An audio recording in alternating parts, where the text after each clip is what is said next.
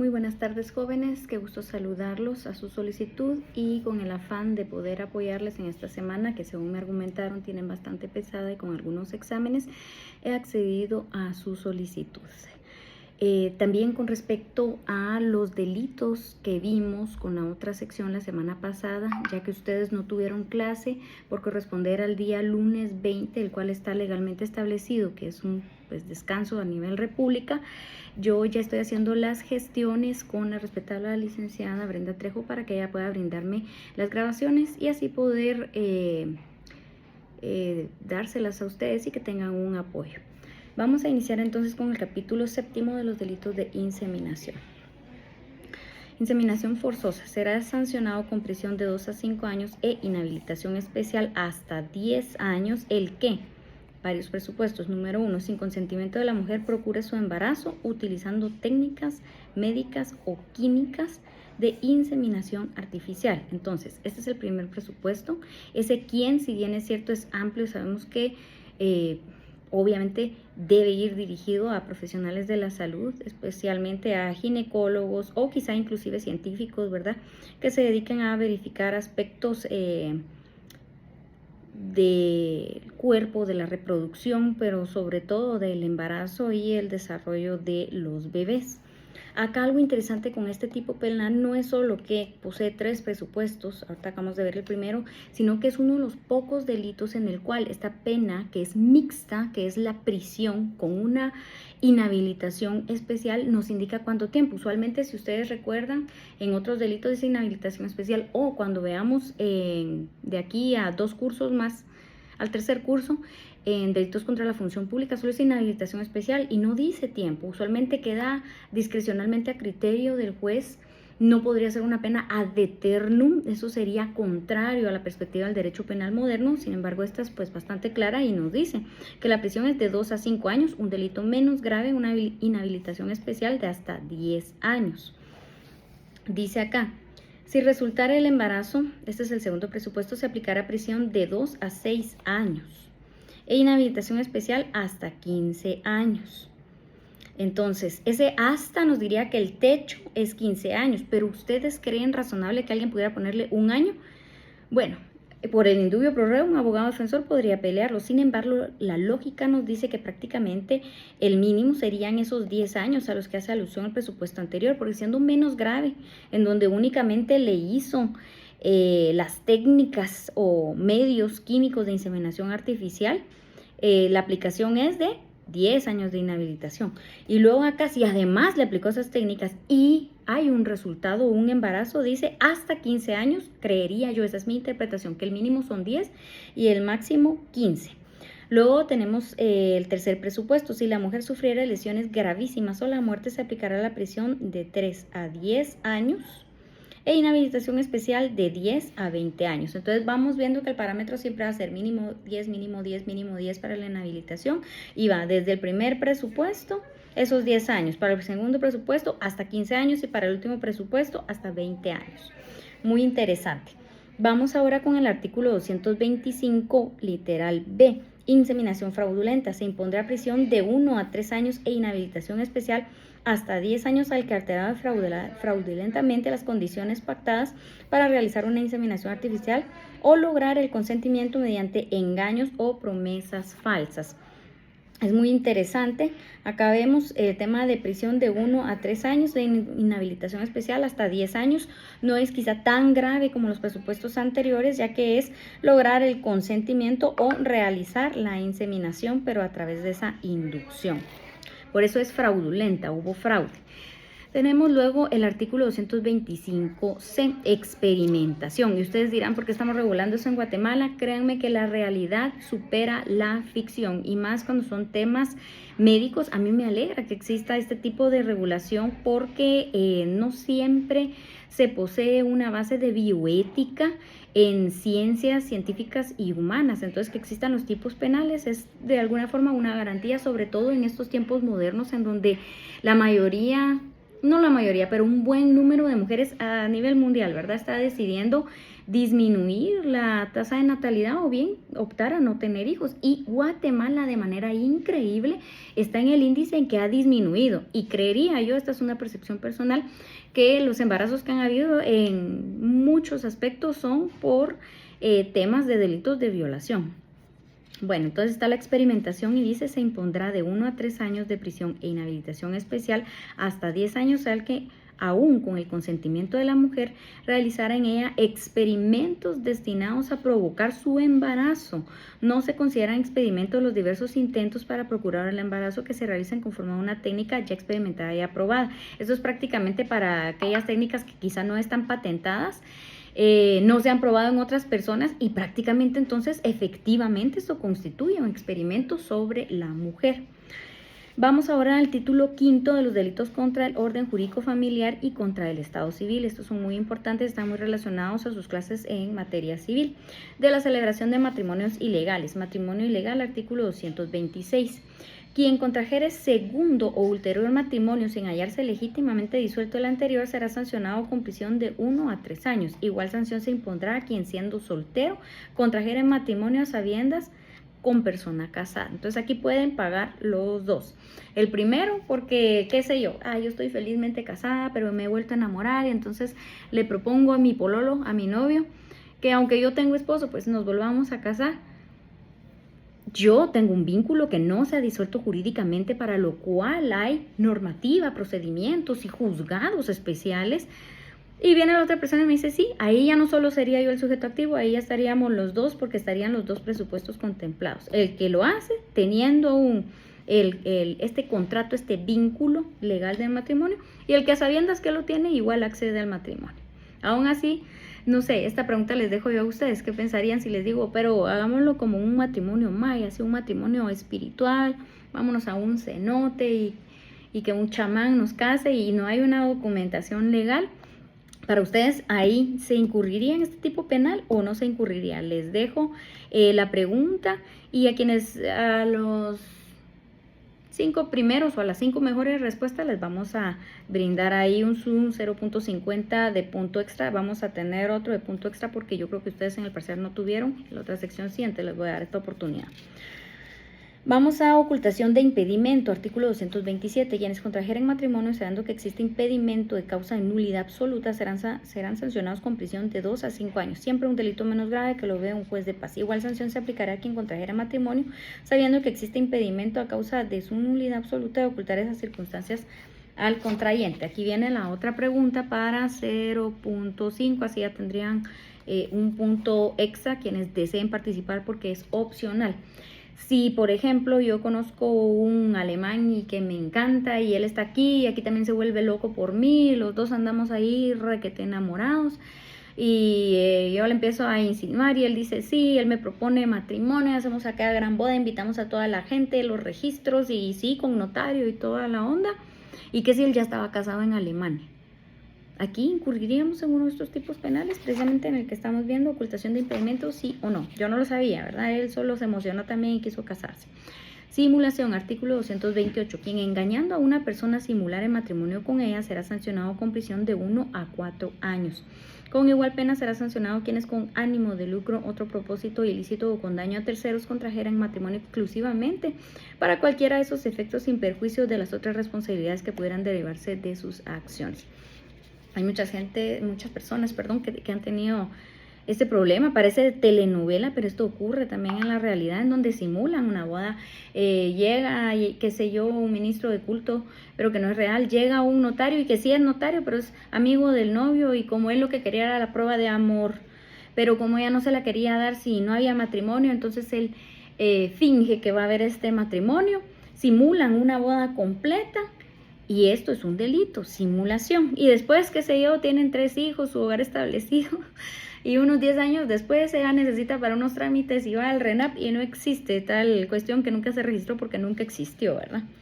Vamos, artículo 229, celebración ilegal. Quien sin estar legalmente autorizado a celebrar un matrimonio, ¿quiénes están legalmente autorizados? Ya lo sabemos, ¿verdad? Los alcaldes, los ministros de culto, los notarios, ¿ok? civil o religioso será sancionado con multa de 200 a 2.000 quetzales sin perjuicio de las sanciones que correspondan a otro delito en que pudo incurrir. Bueno, aquí va otro 0.5, o sea, no es el punto completo. Y es la pregunta: ¿habría algún choque en que no se esté respetando la figura del anciano de una comunidad maya o indígena, que para ellos celebran matrimonios autorizándolos, pero no hay ningún registro porque él no es ni notario, ni alcalde, ni ministro de culto como lo conocemos en cuanto al sacerdocio o a los pastores, etcétera, que efectivamente tienen un registro respectivo en el Ministerio de Gobernación? De hecho, pues en estas culturas indígenas o mayas que tienen sus rituales, ¿verdad?, que son bastante respetables, vienen y lo celebran. Y alguien lo denuncia, dice que es una celebración ilegal porque el chamán que los casó no está legalmente autorizado. ¿Cómo resolverían eso ustedes? ¿Quién a favor, quién en contra y por qué? Su punto de vista, si tiene un buen sustento, ganarían este 0.5 extra. Responsabilidad de representantes. El tutor o protutor que antes de la aprobación legal de sus cuentas contrajere matrimonio o prestare su consentimiento para que lo contraigan sus hijos o descendientes con la persona que tuviera o hubiera tenido bajo su tutela, a no ser que el padre de este lo haya autorizado, será sancionado con multa de 200 a 2.000 quetzales. Hoy tengo mi código viejito. Si estas no son las penas, por favor verifiquen ustedes con el código actualizado que les subimos en la plataforma de MIU. Esto se daba mucho antes, lamentablemente, y no solo con tutor o protutor, sino inclusive con el tema de las adopciones. Muchas personas adoptaban personas más jóvenes, pero lo que querían era tener una convivencia maridable con estas personas. Fatal. Entonces ustedes pueden analizar este delito. Importante que sepan ustedes que en el capítulo 2 del adulterio y del concubinato está todo derogado por inconstitucionalidad en el año 1996. Eran delitos pues bastante curiosos, como por ejemplo el adulterio, porque el sujeto activo era única y exclusivamente la mujer casada. O sea, el hombre casado no era sujeto activo del delito de adulterio, ¿verdad? El delito decía algo así: comete adulterio la mujer casada que yace con varón que no sea su marido y quien yace con ella sabiendo que es casada, menos el marido. O sea, si un hombre casado entonces tenía sus que veres con una mujer, ni él ni la mujer podían ser sancionados. Pero contrario a censo, si una mujer casada, entonces tanto ella como su, digámoslo coloquialmente, amante, entonces podrían ser sancionados. Esto pues obviamente fue declarado inconstitucional en el año de 1996, así como el tema del perdón, el tema del concubinato y el tema del incesto. Nos vamos ahora al capítulo 4 de los delitos contra el Estado civil. Ustedes van a hacer lectura del artículo 238, suposición de parto, sustitución de un niño por otro y supresión y alteración del Estado civil. Vamos nosotros ahorita a verificar el tema del artículo. Siguen ustedes hasta el 241. Voy a iniciar yo ahorita con el 241 bis, adopción irregular. Ustedes saben que ahora hay inclusive una ley propia de esto, un sistema propio de esto, y era porque antes se prestaba para muchas situaciones muy lamentables, desde ser un incentivo perverso para que se diera el delito de trata de personas, hasta ser también un origen, digámoslo así, o una puerta abierta que permitía, como los temas que les decía, que la adopción, porque lo que quería era tener una convivencia maridable, o inclusive a temas de esclavitud, siempre tema de trata de personas, no solo de que los niños se convertían en producto para familias, sino que podía ser trata de personas, por ejemplo, porque querían adoptar al niño, no porque tuvieran tantas ganas de realizarse como papá y mamá, porque de hecho ya tenían 5 hijos más, sino que lo que querían era una servidumbre en casa. Eso se daba muchísimo también. Claro, habían casos excepcionales en donde el niño pues caía en una buena familia, con una buena pareja que le brindaba una excelente educación, un hogar lleno de amor, y muchas veces, en su mayoría, en el extranjero. Pero vamos a ver cómo está el tipo penal. 241 bis. Quien para obtener la adopción de una persona para sí mismo brinde o prometa a una persona o a tercera persona un beneficio económico o de cualquier otra naturaleza, independientemente que logre el propósito, será sancionado con prisión de 3 a 5 años y multa de 20.000 a 100.000 quetzales. Ojo con el tema de las penas, lo verifican ustedes en el código más actualizado que le subimos a MIU. Las penas se impondrán sin perjuicio de las penas que puedan corresponder por la comisión de otros delitos, como yo les decía, ¿verdad? El tema de trata de personas. Antes se haría, por ejemplo, en comunidades indígenas donde algunas adolescentes, ya sea por voluntad o por delitos de violación quedaban en estado de gestación al tener al bebé, cuando la partera las atendía, ellas pues no podían, estaban en capacidad física, emocional, psicológica, económica de hacerse cargo de los niños y se los entregaban a la partera y la partera ya tenía sus contactos y recibía, qué sé yo, unos 250,000 por criatura. Entonces eso ya es un delito, eso es trata de personas. Vamos a ver, artículo 141 ter, trámite irregular de adopción. El funcionario público que a sabiendas del trámite autoriza o inscriba una adopción utilizando documentos o inscripciones en registros públicos falsos o donde se haya alterado la filiación de una persona menor de edad o de cualquier otra información exigida por la ley para la validez de una adopción será sancionado con prisión de 6 a 10 años y multa de 50,000 a 100,000 quetzales. Había un ex candidato presidencial, un señor ya mayor, que no recuerdo ahorita el nombre, y que él, digamos, la sombra con la que lo persiguen cada vez que él se lanza de candidato es que él se dedicaba al tema de adopciones. Todos los abogados antes de la ley de adopciones que se dedicaban a eso, lamentablemente quedaron muy mal vistos.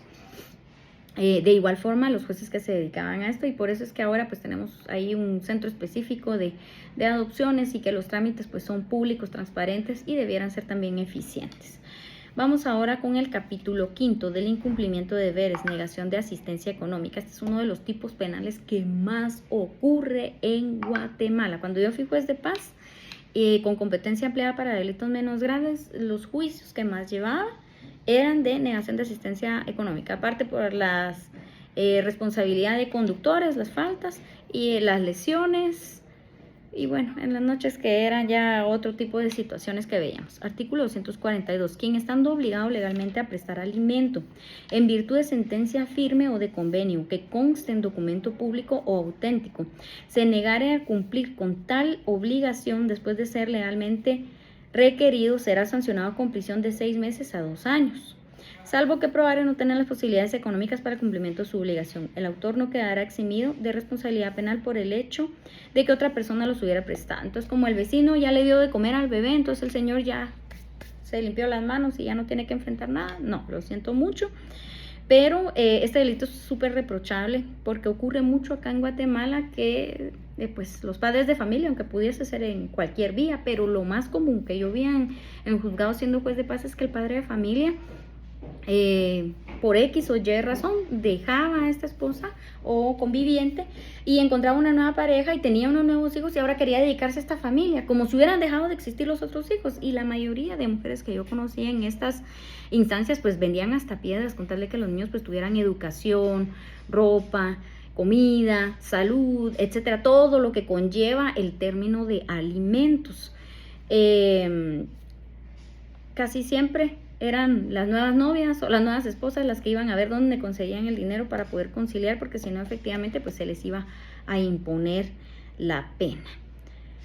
Ojo con este tipo penal. Deben, por favor, buscar la falta que equipare el mismo. Hay una falta que está bastante relacionada con el tema de negación de asistencia económica. Entonces, ¿cuál es la diferencia entre esa falta y el tipo penal de negación de asistencia económica?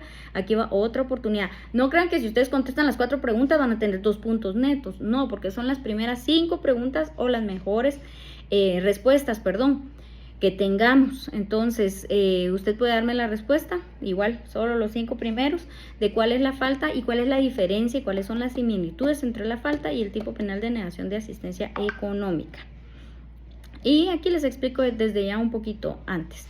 Y es que para llegar a este delito de negación de asistencia económica, ustedes, las pobres víctimas, deben pasar por un vía crucis judicial, en donde primeramente tienen que ir a los juzgados de familia para que se fije una pensión. Se llevan todos los procesos y por más expedito que se quiera hacer, pues se tarda, ¿verdad? Y más si él no llega, se manda a su abogado, si que se enfermó, perdón, pero creo que tengo alergia. Entonces pasan, pongamos de 2 a 3 años, o pongamos de 1 a 3 años para que les fijen la pensión. Luego estar requiriendo y que no les paguen. Entonces irse a lo civil para un ejecutivo porque se les estuvo haciendo los requerimientos de pago y los mismos no se hicieron efectivos. Esos civiles ejecutivos sí se llevan hasta 5 años ustedes. Pero vaya, digamos que nos fue bien y fueron 2 años. Ya llevaríamos 3 si nos vamos a lo mínimo de todo.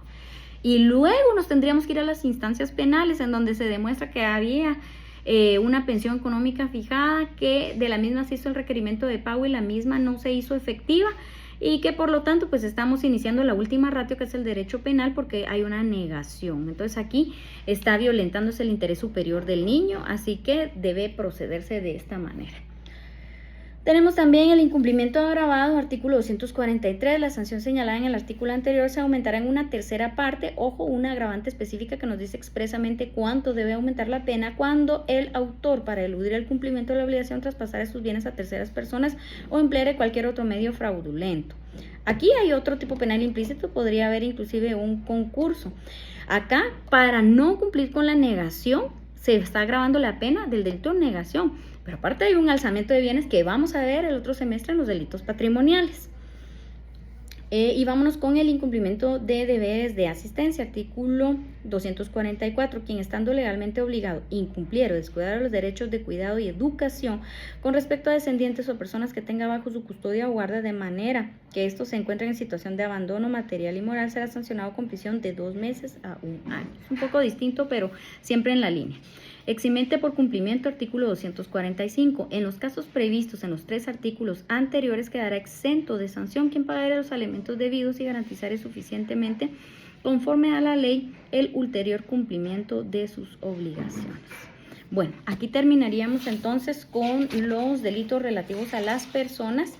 Espero tener la grabación de la clase anterior para que puedan tener su apoyo. Si no lo tienen, pues yo sé que tienen ya las herramientas para poder hacer efectivo un estudio y análisis concienzudo. De igual manera, esta es pues la última clase, pero quedamos a su disposición el resto de la semana. Si tienen alguna duda que ustedes deseen plantear sobre algún delito, con mucho gusto nosotros vamos a darles la respuesta o a platicar con ustedes. Espero que tengan un excelente fin de semestre. Fueron unos excelentes alumnos. Yo estoy muy, pero muy contenta, satisfecha y complacida, porque tanto en el primer parcial, que fue algo práctico y que a ustedes pues les gustó y se tiraron al agua de buenas a primera, lo hicieron muy bien. Tenía un poquito de pena con el segundo parcial, que era netamente teórico, pero también les fue excelente. Además, cómo ustedes se comportan en clase, son muy respetuosos, ponen atención, participan, cumplen con sus ejercicios y sus tareas. Así da gusto poder ser flexible con ustedes. Espero yo, si Dios así lo permite, verlos el próximo semestre y que tengan unas felices vacaciones.